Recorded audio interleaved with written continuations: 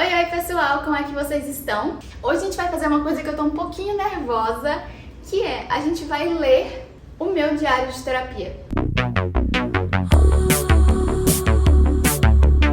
Este aqui é o meu diário de terapia, muito fofinho. É um caderninho que minha tia me trouxe de Paris e eu achei muito chique e queria guardar ele pra usar pra uma coisa especial. E aí quando eu comecei a fazer terapia assim, de forma mais efetiva, porque eu faço terapia desde 9 anos de idade, por diversas questões. Não fazia, e aí agora eu faço. Quando eu comecei a fazer, eu tirei esse caderninho pra ser o meu caderninho da terapia. Ele me acompanha em todas as sessões com a minha psicóloga, e nele eu escrevo insights que eu tenho ao longo da sessão, sobre mim, sobre o outro, sobre o mundo, enfim. Qualquer coisa que eu pensar, eu escrevo aqui. Às vezes não faz sentido. São pensamentos 100% soltos, mas que eu gosto muito de escrever, porque eu gosto muito de ler depois de algum tempo, para eu entender como eu me sentia e como eu evoluí ou não evoluí em determinado aspecto. Então vamos lá. Vou começar do começo e se vocês gostarem desse formato, eu vou evoluindo até as terapias mais recentes. E a primeira coisa assim que eu anoto é sobre diagnóstico. Nessa data aqui, eu tinha sido diagnosticada há pouquíssimo tempo, né? Tinha recebido o diagnóstico de bipolaridade, sendo que eu tinha sido tratada para outra doença ao longo de toda a minha vida, então as coisas estavam se encaixando e era meio perturbador ao mesmo tempo. O diagnóstico, ele me deixou um pouco assim, assustada. Mas em conversas com a minha psicóloga, eu entendi que o diagnóstico ele serve para nortear. Ele me direciona a um tratamento que me direciona a possibilidades ou não possibilidades, porque existem coisas dentro do meu diagnóstico que não são indicadas para mim, que provavelmente eu não posso fazer se eu estiver prezando por uma boa saúde mental, por uma boa saúde física.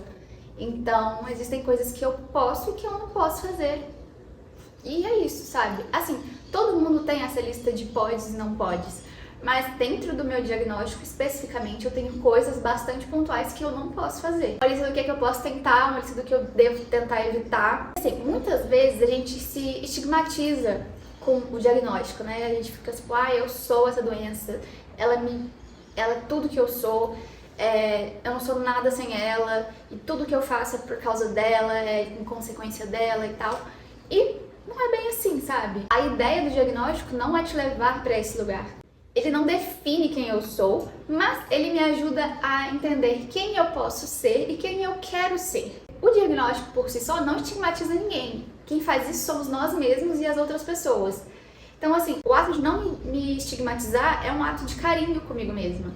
Porque eu me dou plena liberdade de ser quem eu sou e quem eu quero ser. E não me atenho a uma lista de coisas que o Google falou, ou que minha psiquiatra falou, ou enfim, que alguém falou que eu devo ser, sabe? Porque quando a gente se define demais, a gente se limita. A gente se coloca numa caixinha e a gente fica presa a essa forma dessa caixinha, mesmo tendo várias possibilidades, a gente fica ali preso àquilo. E nós somos mais, a gente pode mais, a gente pode quase tudo. Não pode tudo, mas pode muita coisa. Para pessoas que passam por esse sentimento de depressão, principalmente, assim, tem um insight que eu tive ao longo da minha primeira terapia. Esses 2 primeiros tópicos são da minha primeira terapia, assim, com a minha terapeuta atual, que é, muitas vezes a gente se vê no fundo do poço.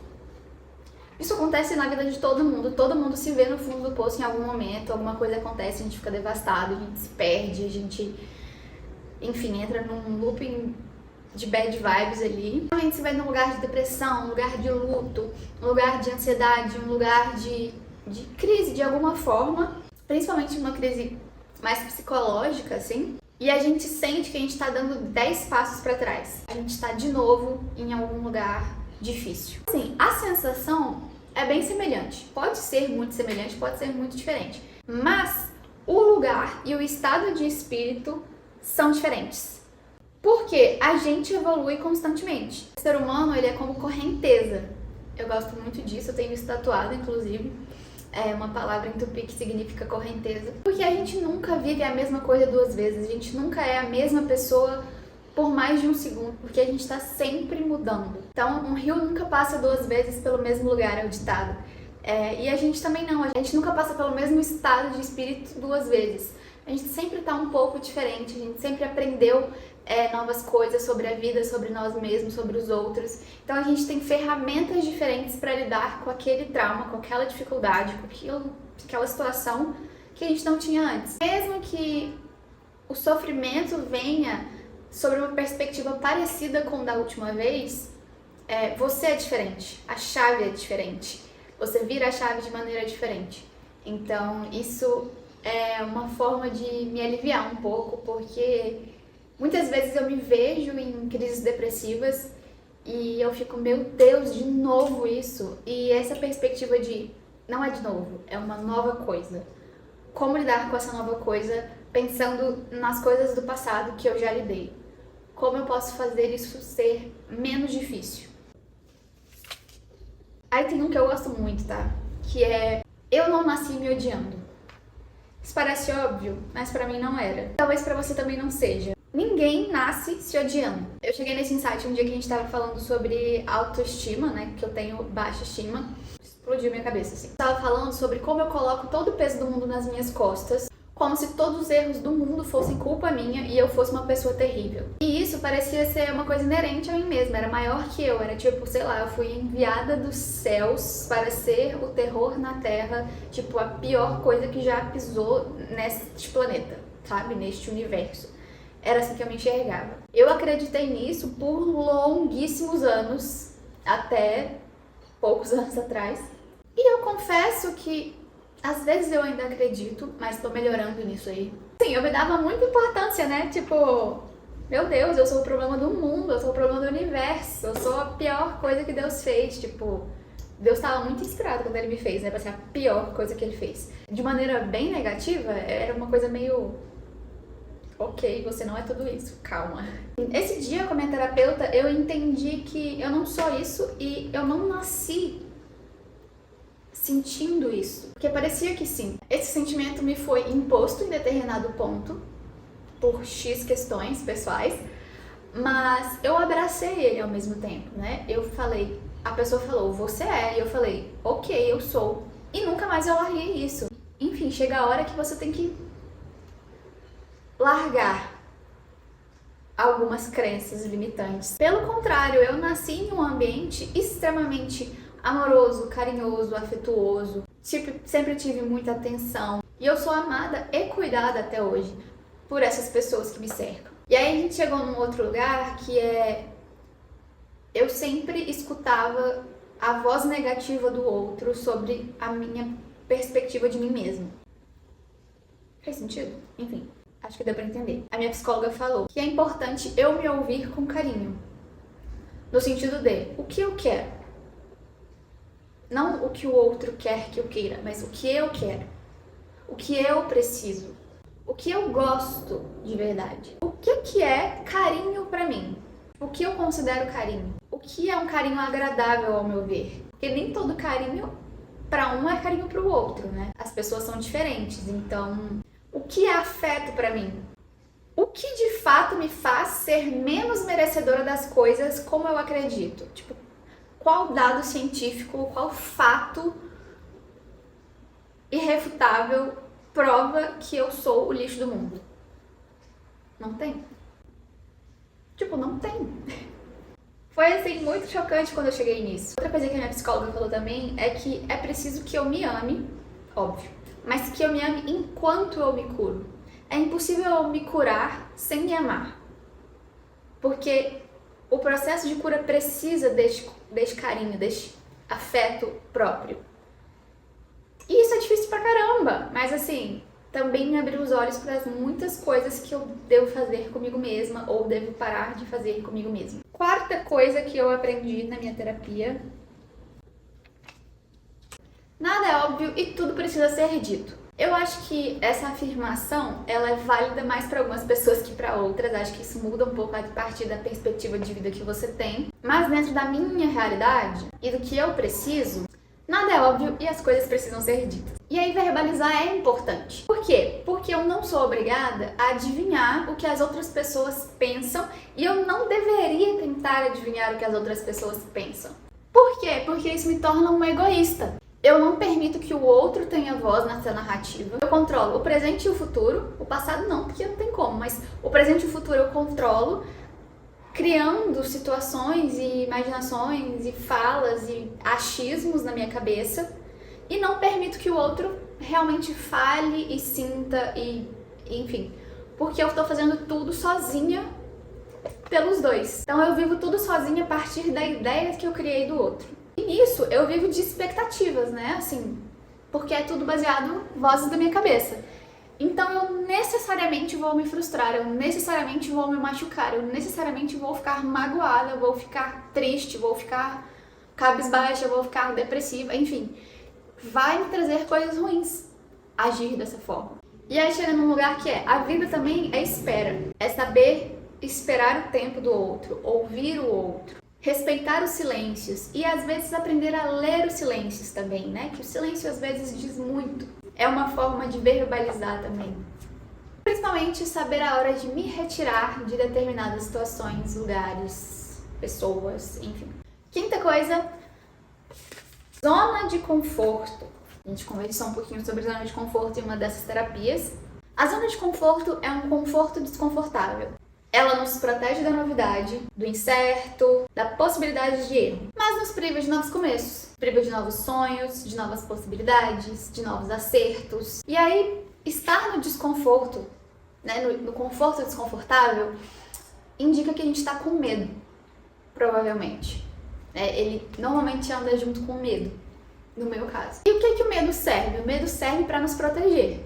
É uma reação natural do nosso corpo e quando ele se sente em perigo, ele dá aquela sensação de medo para você tomar cuidado, avaliar melhor aí a situação que você está. E aí isso pode ser de coisas imagináveis que você criou na sua cabeça, teorias, ou de coisas palpáveis, físicas, tipo realmente um perigo. E aí por isso é importante entender de onde vem esse medo. Qual o sentido dele? Ele é realmente necessário? Ele faz sentido? E a partir daí tomar as decisões adequadas. Aquele famoso vai com medo mesmo? É bem isso. Só que não é um salto às cegas, tá? Não é tipo, fecha os olhos e vai. Não, é realmente parar na beira do penhasco e antes de pular, olhar para baixo e falar, tem tal altura. Será que eu tenho as ferramentas necessárias para fazer esse salto? Acho que sim. Quais os prós e contras de dar esse salto nesse momento? Será que é melhor eu esperar um pouco? Será que eu tô sendo só covarde? Será que, enfim, você questionar e aí você saltar. Ah, mas eu vou me sentir pronto? Nunca, jamais. A gente nunca vai se sentir pronto para nada. A gente sempre vai pensar que dá para fazer mais um curso, conhecer mais uma pessoa, vai fazer mais coisas, enfim. A gente sempre pensa que tem mais a ser feito antes de tomar uma grande decisão, antes de dar um salto no penhasco. Mas, às vezes é preciso de um empurrãozinho, sabe? E o empurrãozinho, às vezes, tem que ser seu mesmo, porque nem sempre vai ter aquela amiga que vai segurar sua mão pra você ir. Às vezes, você vai ser a mão que você mesma vai segurar.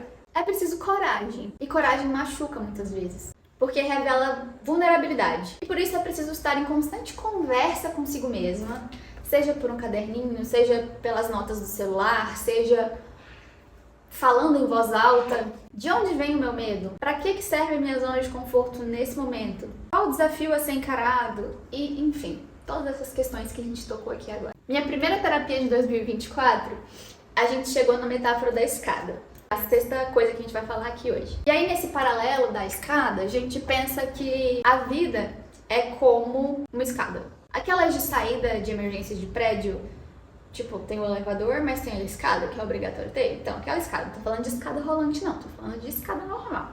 E aí você pode subir ou você pode descer dessa escada. A escolha é sempre nossa, inclusive a não escolha. E qualquer uma das escolhas vai nos levar a algum andar. Seja o andar de cima ou o andar de baixo. Isso não quer dizer que o de cima é melhor ou o de baixo é pior. Nenhum é necessariamente o certo.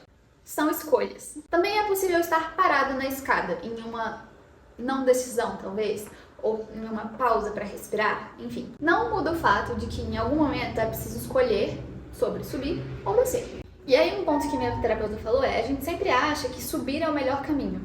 É o único e melhor caminho. Mas às vezes descer é necessário. Às vezes tomar o caminho que não é talvez o que você visualizou talvez vai ser mais importante pra você do que subir de qualquer jeito. Enfim, o último tópico que a gente vai falar hoje, pra não estender demais, a infância é um chão que a gente sempre vai pisar. E não tem nada que a gente possa fazer em relação a isso. Isso é um fato. A infância, ela molda quem a gente é. Querendo ou não, ela norteia grande parte do que a gente é atualmente. Os hábitos, os traumas, o modo de ser, tudo isso. Não é possível destruir alguma coisa do passado, mas as coisas podem ser trabalhadas. Então, os traumas podem ser trabalhados para não serem paralisantes mais, os hábitos ruins podem ser interrompidos, o modo de ser pode ser ressignificado. Mas assim, é preciso ter muita força de vontade, porque não é fácil mesmo. Mas vale a pena trabalhar em cima das partes difíceis e primárias da sua vida, assim. Acho que abre uma caixinha de Pandora, mas faz a diferença depois. Eu trouxe esses 7 pontos que eu trabalhei na minha terapia em 2023 e 2024. Assim, muita coisa mudou, claro, eu mudei, óbvio. E reler esses escritos, por mais simples e óbvios que alguns sejam pra você, essa leitura foi muito importante pra mim, muito emocionante também. Eu acho que o mais legal de se anotar as coisas que a gente tá sentindo é ler depois e ver assim, nossa, como que eu tava me sentindo naquela época? Como eu tô me sentindo hoje? Tem alguma coisa a ver? Como que eu lidei com essa situação naquele momento? Como que eu posso lidar agora? Tipo, como eu lidaria se fosse hoje? O que que eu faria diferente? O que que vale a pena ser celebrado que eu fiz? Então, assim, é muito bacana esse movimento, eu te convido a fazer também. Não necessariamente, às vezes, um caderno de terapia, mas um diário, alguma coisa nesse sentido, pra você anotar esses insights que você tem sobre a vida. E é isso! Eu espero que vocês tenham gostado desse formato, né, de vídeo. Eu gostei muito de fazer. É isso, um beijo e até a próxima!